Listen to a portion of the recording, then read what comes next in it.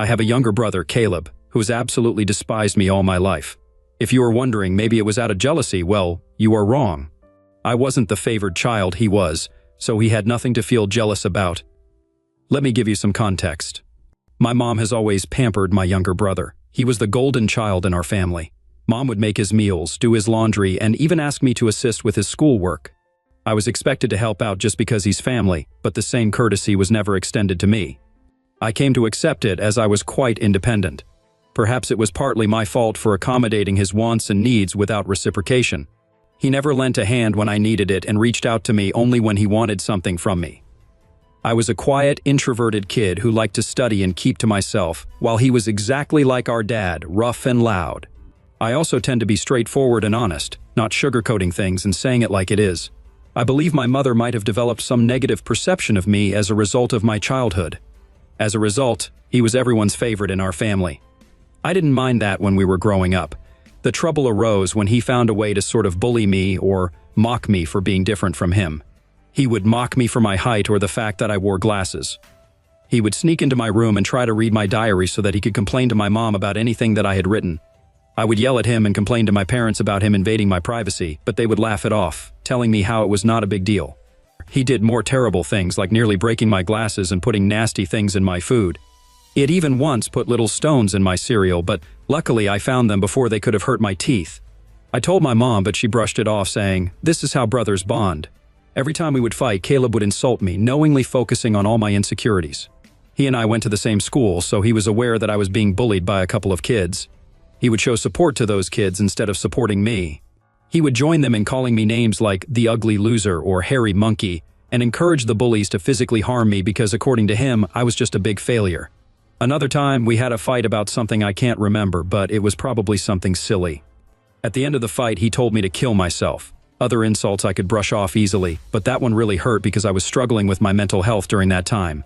I'm doing better now. It just sucked to hear that my own brother wanted me to die. Since Dad was often at work and Mom didn't seem to care much, she even scolded me once, claiming it was my fault for playing and irritating him. Things got progressively worse.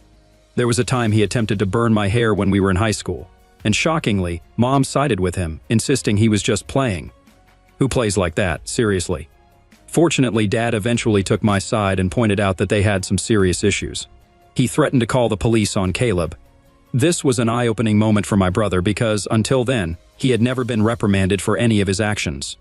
He was really taken aback, and my dad continued to tell him how enough was enough and that he needed to start respecting his older brother. Later, Dad came into my room and talked to me. I had never expected my dad to support me because he always told Caleb while he was growing up how similar both of them were, which was true. Dad told me that he had patiently waited for years for Caleb to grow up, thinking maybe he was just being an immature kid, but he was slowly starting to realize that Caleb was becoming a big bully. When I heard my dad say this, I felt so validated that I almost broke down in tears. I confessed to my dad everything that Caleb had done to me over the years and even opened up about the bullying in school. My dad was shocked that I was going through so much. The next day, he went and talked to the principal, so my bullies could be warned about severe consequences if they continued. Later in the evening, my dad enrolled me in MMA at our local gym. He told me that I needed to man up and stand up to bullies in my life. I will admit that a nerdy kid like me trying to learn to fight must have been laughable to watch. However, like everything in my life, I am very focused when I want to learn something. I carved out time for my studies so I could work out every day and go to MMA classes. Not to brag, but it completely changed my life and my physique. One day, Caleb was at it again. He had stolen my pocket money, which we used to get if we helped our parents with chores. I had been saving my money for quite some time. Caleb had sneaked into my room and taken my money. I caught him when he was about to cycle off with his friends. I firmly told him to give me back my money since he knew stealing was wrong, but Caleb snickered and taunted that all I could do was run to Daddy for help. I don't know what came over me, but I gave Caleb a resounding punch to his face. He was stunned in silence as he fell backward on the ground. I picked him up, took out my money from his trouser pocket, and then threw him back down on the ground. Caleb started to cry loudly like a little baby. It was comical to see a teenage boy crying on the ground. However, my mother came running out the door, hearing her baby boy, to help him up and find out what had happened.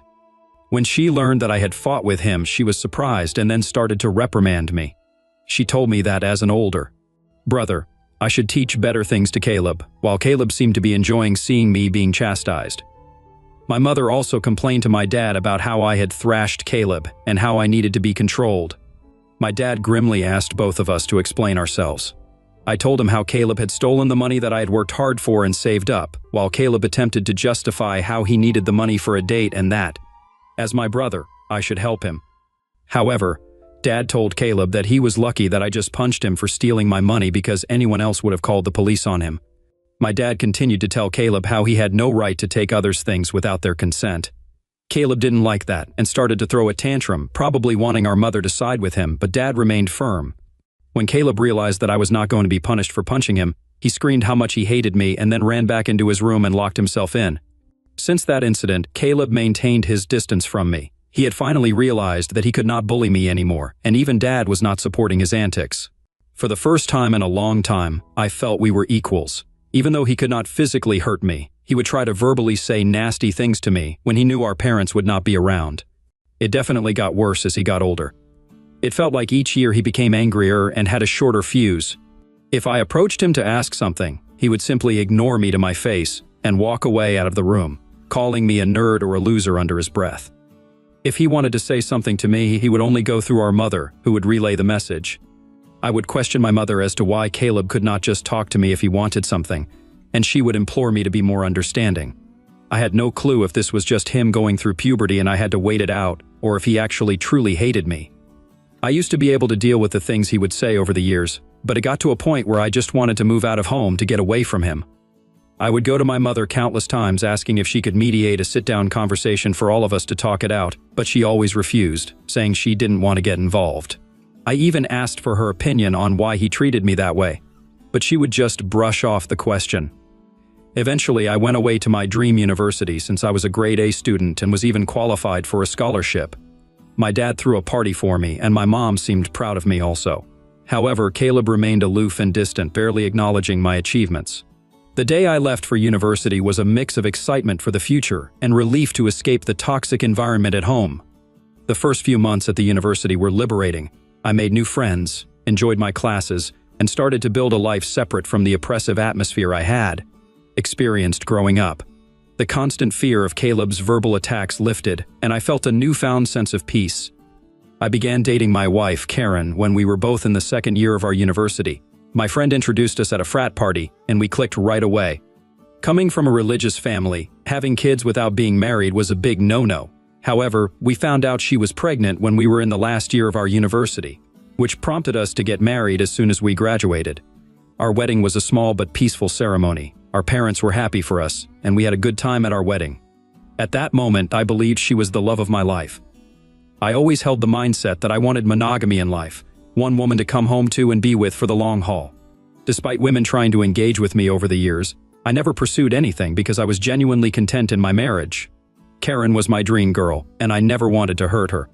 However, over the years, there were 2 occasions when I discovered she was being unfaithful in our marriage. One was an off-and-on affair that lasted a few years with her married coworker, and the other was a fling with an ex she had dated in high school when she went to visit her family states away. I'm sure there will be people who might call me foolish, and looking back, I can't really deny it myself. After a period of separation in both situations, I made the decision to forgive my wife. I never wanted to raise my child in a broken home, and I genuinely believed we could overcome these challenges. We were quite young when the situation with her coworker occurred, so I chalked it up to youthful mistakes and not thinking things through. For a while, things seemed okay with us. I could never fully trust her, but I tried my best to push aside my doubts because I knew that if I chose to forgive her, I had to work towards moving past it and starting with a clean slate. It's been 4 years since the second time she was unfaithful, and I felt like I made the right decision by giving her a chance to show that she still wanted to be in our marriage. For years, Karen seemed to have changed, and we were genuinely happy with plans set in motion for the future of our family. However, 3 months ago, my reality was once again shattered by yet another incident, which, in my mind, was far worse than the others when she revealed that she had been sleeping with someone for quite some time and suggested that our son might not even be mine. Hearing her words, I felt like the ground had been pulled out from under me. A mix of shock, betrayal, and disbelief overwhelmed me. I struggled to comprehend the enormity of what she had just disclosed. In a daze, I managed to ask her why she had kept such a significant secret and how she could have done something so devastating. Her reaction was a cold and indifferent demeanor. She seemed detached, almost unbothered by the pain she had. inflicted. Her responses were vague, leaving me with more questions than answers. It was a surreal and painful moment, confronting the shattered trust and the uncertainties about my own family. I continued to ask Karen to tell me the truth because I felt like I deserved to know the father of the child since I had been literally raising our son since the beginning. In the end, she admitted that it was Caleb. My eyes widened in shock as I asked her what exactly she meant by that. This is when Karen told me how she and Caleb had become friends back when I had introduced Karen to my family, and she had stayed with us for Thanksgiving up until the new year. I remember Caleb, who was usually cold to me, was quite polite and warm towards her. I was glad since I did not want to make Karen feel unwelcome. She wanted to be accepted into my family, so she would spend significant time hanging out with my mom whenever she could. She noticed that Caleb and I were not that close and questioned me about it. I finally opened up to her about my childhood equation with Caleb and told her how we might never be able to repair our relationship since he never could move past his feelings. Karen understood. However, she started to include Caleb whenever we would go out, perhaps hoping that both of us would warm up to each other. If we were going to watch a movie, she would invite Caleb, and then we would have to watch whatever movie Caleb wanted to watch. I guess during this time, Caleb and I did talk a few words here and there, which was a significant improvement compared to how he had been giving me the silent treatment for years. I do remember Karen and Caleb would hang out and play video games together, but I never thought much about it. Karen told me how one day, Caleb opened up to her about his struggles and his recent breakup with his then ex-girlfriend. He seemed so vulnerable with her, and they struck a friendship. She said how he would sometimes harmlessly flirt with her when I was not around, and apparently, one thing led to another, and she could not control herself anymore. I closed my eyes as the vision of my wife and brother sleeping together almost made me puke. She told me how guilty she felt after that and ran away from him. After that, she decided to go back home, which was true because my girlfriend had abruptly told me how she wanted to go back home when I thought she would be spending the new year with me. I tried to convince her to stay, but she was adamant that she had to go. After the holidays, when we met in college once our classes resumed, she was back to her usual cheerful self, so I never questioned anything. 2 weeks after that, we found out that she was pregnant. Now Karen told me that she had no idea whether it was really my child or Caleb's, and she had no way to find proof. Because I was already stepping up, she knew out of the two, I was a more dependable brother, so she decided to stay with me, and this is why we got married. I felt like my whole world was crashing down around me. The son I had loved and spent countless hours with may not even be mine. I questioned her if she had been sleeping with Caleb in the present times, and she nodded slowly. Karen told me how she and Caleb had always stayed in touch because their chemistry was undeniable. They would sneak off to hotels when she would lie to me that she was working overtime. She told me how half of her business trips were just romantic getaways with him. I asked Karen why she would even be married to me if she really wanted my brother, but Karen told me how she did not want to be the one to break off a marriage, and seeing how I was such a wonderful father to our son, she had stayed with me all this while. In her words, she had made a mistake, and she didn't know when to stop. I simply told Karen that I was glad that she told me the truth, and that I was going to pack up and move out. Karen started to cry and ask for my forgiveness, telling me how I was supposed to scream and yell at her, but here I was, calmly thinking of my next move. I remained quiet while I walked to my cupboard and started packing some of my clothes into my suitcase. Karen kept saying how if I really loved her, then I should try to at least fight for her, and mistakes happen in every marriage.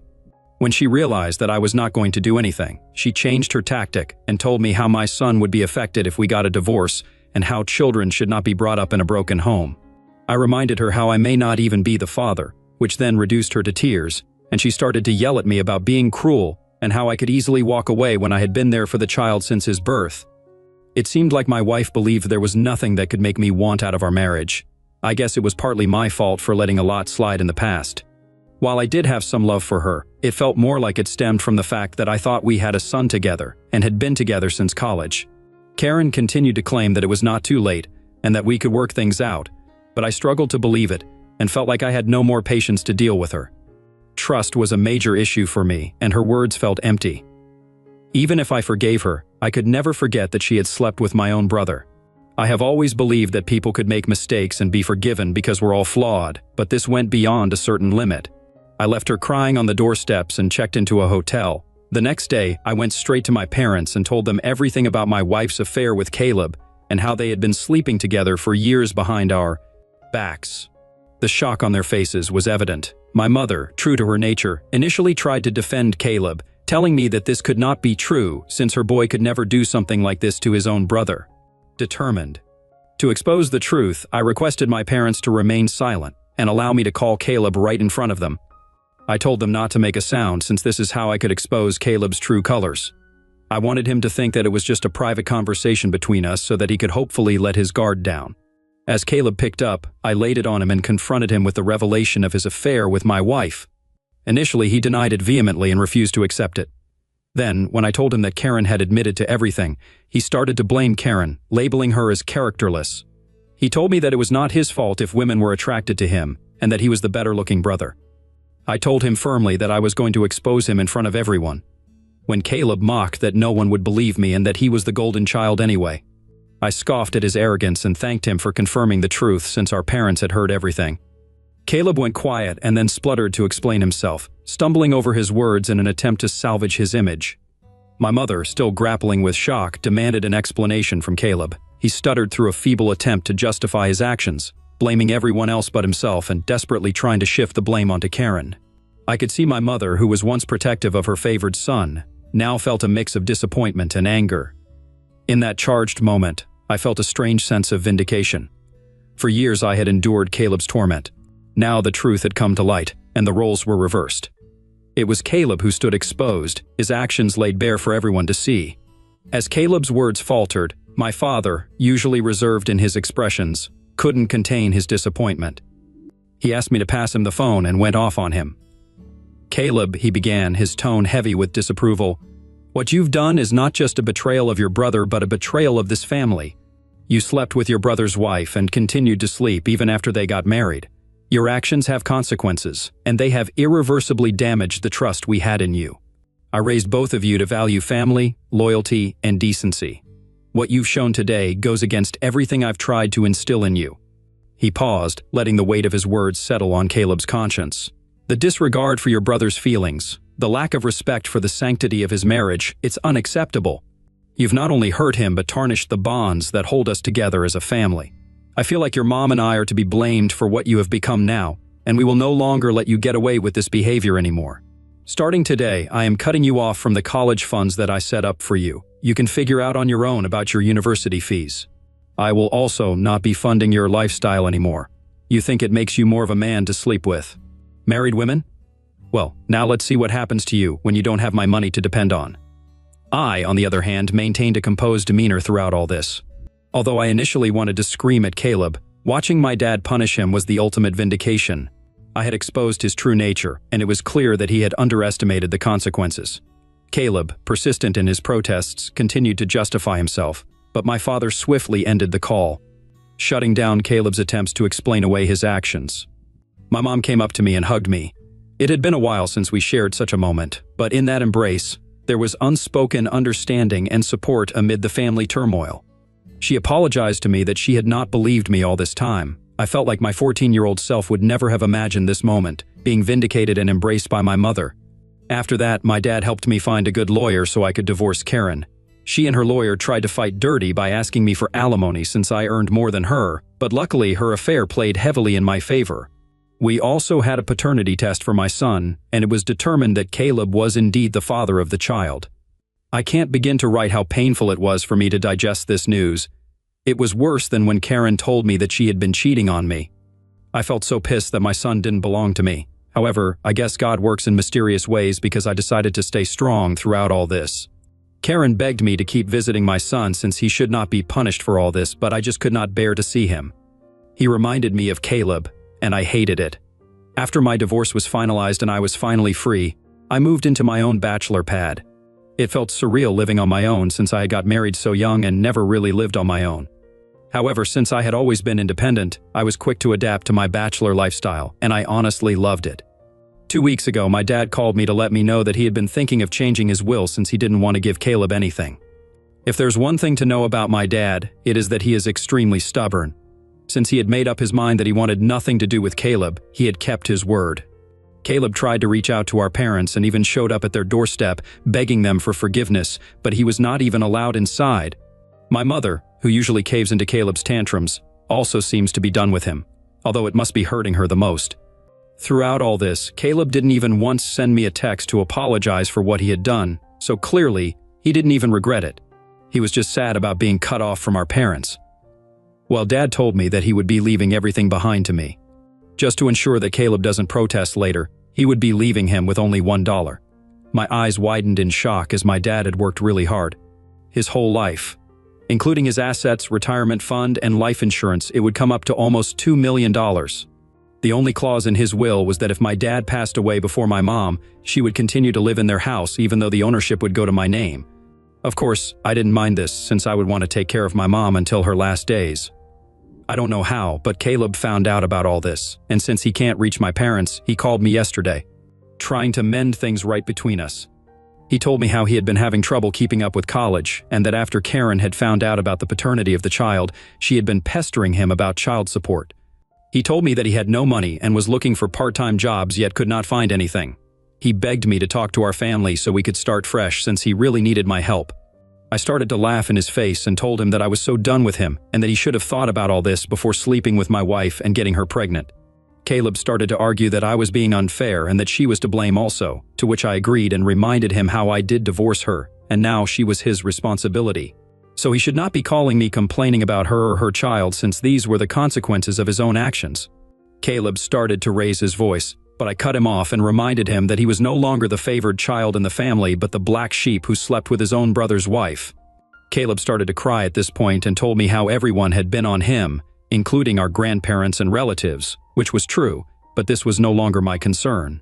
I told him that we were done, and to never call me again since I was no longer his brother. Since then, I've been replaying the conversation over and over in my head. Although I hate my brother, I had never heard him cry, at least not since we grew up. I won't lie, but it did hurt me a bit that he was this helpless, so I guess I'm here to ask if I should talk to our parents about him. Or would I be an a-hole if I don't? Update 1. Hi everyone, a lot of you have been asking me as to why I am no longer in contact with my son Henry, and some of you have also called me cruel. Well, I am sorry to say this, but I don't feel comfortable raising another man's child. This is not a stepson scenario. In this case, I was led to believe that he was my son, and then I discovered that he was in fact my brother's son. Of course I am hurt, and I have cried over it for days, but the reason I don't want any contact with Henry is because I no longer want Karen in my life. If I talk to her child, she will find a way to snake her way into my life again, and I need my own space. You can call me cruel or selfish, but I can't see him ever again, or at least not for a very long time. Update 2. Most of you have correctly guessed that it was in fact my mother who told Caleb about my dad changing his will, and he called me as a last resort to mend things. I did confront her in front of my dad, and she broke down. She told me how I had punished Caleb enough, and that he had learned his lesson. My dad firmly told my mother that if she felt what Caleb did was forgivable, then he could no longer stay married to her since he could never forgive him for this betrayal. His threat seemed to shut my mother up. My dad made it clear to her that if she ever talked with Caleb, and we found out, then she could pack her bags and just leave him. Like I said, my dad is a very stubborn guy. Hopefully, my mother will learn from her mistakes. Update 3. Hi Reddit, it's been 5 months since my last update. My relationship with my parents has improved in the last couple of months. My dad and I go golfing every weekend, and he behaves with me more like a buddy than my own father. My mother, even though she misses Caleb, has stayed away from him. The last I heard about Caleb was from my cousin, who told me how Caleb had been asking everyone for money and, in the end, had to drop out of college when he could not afford to pay his fees anymore. He and Karen are living together, and he even has a job as a part-time mechanic. Apparently, I think they are raising Henry together, which is a good thing, I guess. I never bring up Caleb in my discussions with my parents, and neither do they. For everyone asking, I am doing quite well. I was promoted at my job 2 months ago, so my salary has improved significantly. I haven't been dating anyone since I feel like I still need time and space to heal. I've been going for a few therapy classes, so I guess we will see how that works out.